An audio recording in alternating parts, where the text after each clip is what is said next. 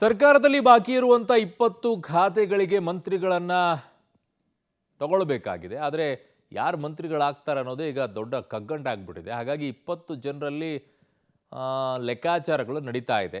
20 ತಗೋಬೇಕಾ ಅಥವಾ 2-3 ಬಾಕಿ ಉಳಿಸ್ಕೋಬೇಕಾ ಅನ್ನುವಂಥದ್ದು ನಡೀತಾ ಇದೆ.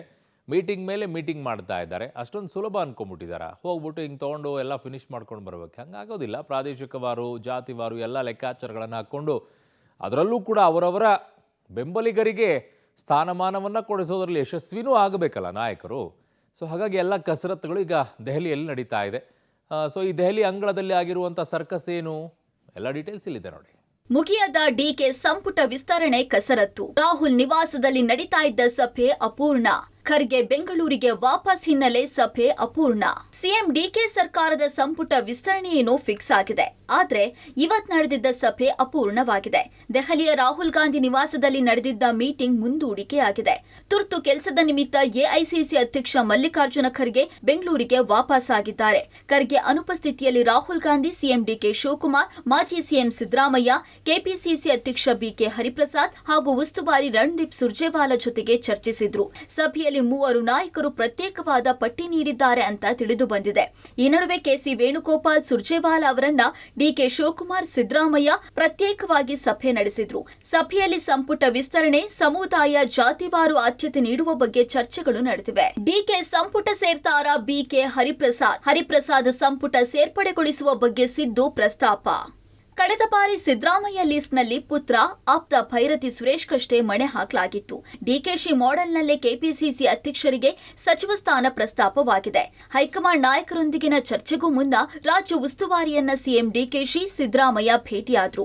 ಹರಿಪ್ರಸಾದ್ ಸಂಪುಟಕ್ಕೆ ಸೇರ್ಪಡೆ ಮಾಡುವಂತೆ ಸಿದ್ದರಾಮಯ್ಯ ಪ್ರಸ್ತಾಪಿಸಿದ್ದಾರೆ ಎನ್ನಲಾಗಿದೆ. ಹಿರಿತನಕ್ಕೆ ಅವಕಾಶ ನೀಡಿ. ನಿರಂತರವಾಗಿ ಸಂಘಟನೆಯಲ್ಲಿ ಬಿಕೆ ಹರಿಪ್ರಸಾದ್ ಗುರುತಿಸಿಕೊಂಡಿದ್ದಾರೆ.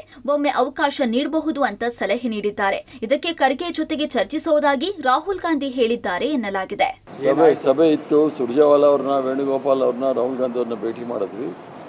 ಕಾಂಗ್ರೆಸ್ ಪ್ರೆಸಿಡೆಂಟ್ ಊರಲ್ಲಿಲ್ಲ, ಅವರು ವಾಪಸ್ ಬೆಂಗಳೂರಿಗೆ ಹೋಗಿದ್ದಾರೆ. ತಾತ್ಕಾಲಿಕವಾಗಿ ಅದು ಮುಂದೂಡಲಾಗಿದೆ. ಮುಂದಿನ ದಿನಾಂಕವನ್ನು ಯಾವಾಗ ಸೂಚನೆ ಕೊಡ್ತಾರೆ ಆವಾಗ ಬರ್ತೀವಿ. ಅವ್ರು ಯಾವಾಗ ತಾರೀಕು ನಿಗದಿ ಮಾಡ್ತಾರೆ ಆವತ್ತು ಬಂದು ನಾವು ಅವ್ರಿಗೆ ಪುನಃ ನಮ್ಮ ವಿಚಾರಗಳನ್ನು, ಅಭಿಪ್ರಾಯಗಳನ್ನು ತಿಳಿಸಬೇಕಾಗುತ್ತೆ. ದೆಹಲಿಯಲ್ಲಿ ಕಾಂಗ್ರೆಸ್ ಶಾಸಕರ ದಂಡು. ಮಂತ್ರಿಗಿರಿಗಾಗಿ ದೆಹಲಿ ಅಂಗಳದಲ್ಲಿ ಲಾಬಿ. ಕಾಂಗ್ರೆಸ್ನಲ್ಲಿ ಸಂಪುಟ ವಿಚಾರ ದಿನೇ ದಿನೇ ಜಟಿಲವಾಗ್ತಿದೆ. ಡಿಕೆ ಸಿಎಂ ಆಗಿ ತಿಂಗಳುಗಳೇ ಕಳೆದ್ರೂ ಪೂರ್ಣ ಪ್ರಮಾಣದ ಸಂಪುಟ ರಚನೆಯಾಗಿಲ್ಲ. ಮೊದಲ ಹಂತದಲ್ಲಿ 13 ಸಚಿವರಿಗೆ ಸ್ಥಾನ ನೀಡಲಾಗಿತ್ತು. ಉಳಿದ 20 ಸ್ಥಾನಗಳಿಗಾಗಿ ಆಕಾಂಕ್ಷಿತರ ಪಟ್ಟಿ ಹನುಮಂತನ ಬಾಲದಂತಿದೆ. ಈಗಾಗಲೇ ಮಂತ್ರಿ ಸ್ಥಾನ ಆಕಾಂಕ್ಷಿತರು ದೆಹಲಿ ಅಂಗಳದಲ್ಲಿ ಲಾಬಿ ಮಾಡೋದಕ್ಕೆ ಮುಂದಾಗಿದ್ದಾರೆ. ಹಲವು ಶಾಸಕರು, ಎಂಎಲ್ಸಿಗಳು ದೆಹಲಿಯಲ್ಲೇ ಕಳೆದೆರಡು ದಿನಗಳಿಂದ ಬೀಡು ಬಿಟ್ಟಿದ್ದಾರೆ. ಈ ಮೂಲಕ ಕಡೇ ಕ್ಷಣದಲ್ಲಿ ಸಚಿವ ಸ್ಥಾನ ಗಿಟ್ಟಿಸಿಕೊಳ್ಳೋದಕ್ಕೆ ಕಸರತ್ತು ಮುಂದುವರೆಸಿದ್ದಾರೆ. ಪ್ರಯತ್ನಗಳು ನಡೀತಾ ಇದೆ.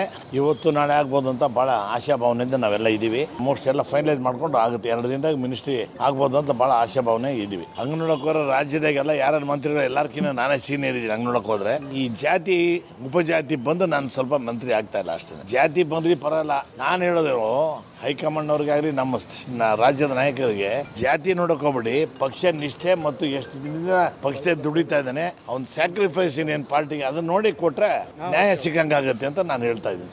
ಮುಖ್ಯಮಂತ್ರಿಗಳು, ಮಾಜಿ ಮುಖ್ಯಮಂತ್ರಿಗಳು ಬಂದಿದ್ದಾರೆ. ಗುಟ್ಟಿನ ಕೆಲವೊಂದು ಸಂಗತಿಗಳು ಹೊರಗಡೆ ಹಾಕಿ ಹೇಳಕ್ಕಾಗಲ್ಲ. ನೋಡೋಣ. ಸಹಜವಾಗಿ ನಮ್ಮ ಜಿಲ್ಲೆ ದೊಡ್ಡದಿರೋದ್ರಿಂದ 18 ಕ್ಷೇತ್ರ ಇರೋದ್ರಿಂದ ಒಂದೊಂದು ಕಾಲಕ್ಕೆ 4-5 ನಮ್ಮ ಜಿಲ್ಲೆಯಲ್ಲಿ ಮಂತ್ರಿಗಳಾಗಿರ್ತಕ್ಕಂಥದ್ದು ಇದೆ. ಜನತಾದಳದ ಸಂದರ್ಭದಲ್ಲಿ ಕೂಡ 4-5 ಸ್ಥಾನಗಳನ್ನು ಸಿಕ್ಕಿರ್ತಕ್ಕಂಥದ್ದು ಇದೆ. ತಪ್ಪೇನಿಲ್ಲ. 3-4 ಜನ ಕೇಳೋದು ತಪ್ಪೇನಿದೆ. ಅವಾಗ ಒಂದು ಸಮುದಾಯದವರನ್ನೇ 4-5 ಜನ ಆಗಿದ್ದಾರೆ. ಸಮುದಾಯಕ್ಕಿಂತಲೂ ದೊಡ್ಡ ಜಿಲ್ಲೆ ಇರೋದ್ರಿಂದ ಹೆಚ್ಚಿನ ಸ್ಥಾನ ಸಿಗಬೇಕು ಅನ್ನೋ ಅಪೇಕ್ಷೆ ಎಲ್ಲರೂ ಇರುತ್ತೆ. ತಮ್ಮೆಲ್ಲರಿಗೆ ಗೊತ್ತಿದೆ, ಹೈದರಾಬಾದ್ ಕರ್ನಾಟಕ ಏರಿಯಾನಲ್ಲಿ ಥಿಕ್ಕೆಸ್ಟ್ ಪಾಪ್ಯುಲೇಷನ್ ಆಫ್ ಮೈನಾರಿಟಿ ಇದ್ದಾರೆ. 5 MPs ನಾವು ಎಲ್ಲರೂ ಮೈನಾರಿಟಿ ಫುಲ್ 100% ಸಪೋರ್ಟ್ ಮಾಡಿ ಹೈದರಾಬಾದ್ ಕರ್ನಾಟಕಕ್ಕೆ 5 MP ಗೆಲ್ಲಿಸಿದ್ವಿ. ನಾನು ಸ್ಪೆಷಲಿ ಮೈನಾರಿಟಿನಲ್ಲಿ ಕೇಳತ್ತೀನಿ. ಮಲ್ಲಿಕಾರ್ಜುನ್ ಖರ್ಗೆ ಸಾಹೇಬರಿಗೆ ಭೇಟಿ ಮಾಡಿದ್ದೆವು, ವೇಣುಗೋಪಾಲ್ ಸಾಹೇಬರಿಗೆ. ಲಾಸ್ಟ್ ಟೈಮ್ ನಾವು ತುಂಬ ವರ್ಕ್ ಮಾಡಿದ್ದೇನೆ. ಮತ್ತು ಜೊತೆಗೆ ಅಲ್ಲಿ ಹೈದರಾಬಾದ್ ಕರ್ನಾಟಕನಲ್ಲಿ ಸ್ಪೆಷಲಿ ಮೇಲ್ ನಾನು ಒಬ್ಬನೇ ಇದ್ದೇನೆ.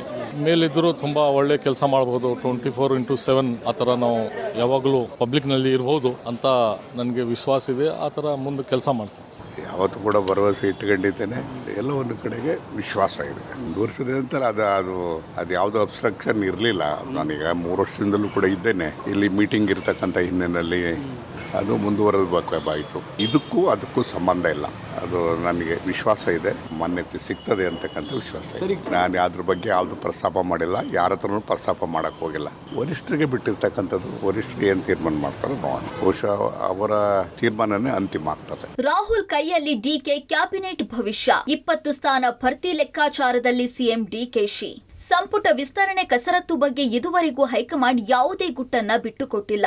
ಸದ್ಯ ದೆಹಲಿ ಸೇರಿರುವ ರಾಜ್ಯ ನಾಯಕರು ಕ್ಯಾಬಿನೆಟ್ಗೆ ಗ್ರೀನ್ ಸಿಗ್ನಲ್ ಪಡೆಯುವ ಕಾತುರದಲ್ಲಿದ್ದಾರೆ. ಇನ್ನು ಸಿಎಂ ಡಿಕೆಶಿ ಉಳಿದ 20 ಸ್ಥಾನ ಭರ್ತಿ ಲೆಕ್ಕಾಚಾರದಲ್ಲಿದ್ದಾರೆ ಎನ್ನಲಾಗ್ತಿದೆ.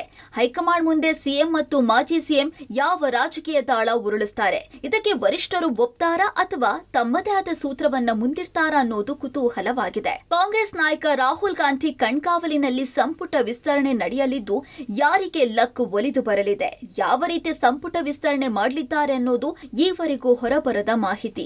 ಯುವ ನಾಯಕತ್ವವು ಸೇರಿದಂತೆ ಜಾತಿ ಪ್ರಾದೇಶಿಕತೆ ಸಮತೋಲನದ ಮೇಲೆ ಸಂಪುಟ ಕಸರತ್ತು ನಡೀತಾ ಇದೆ ಅನ್ನೋದಾಗಿ ಚರ್ಚೆ ಜೋರಾಗಿದೆ.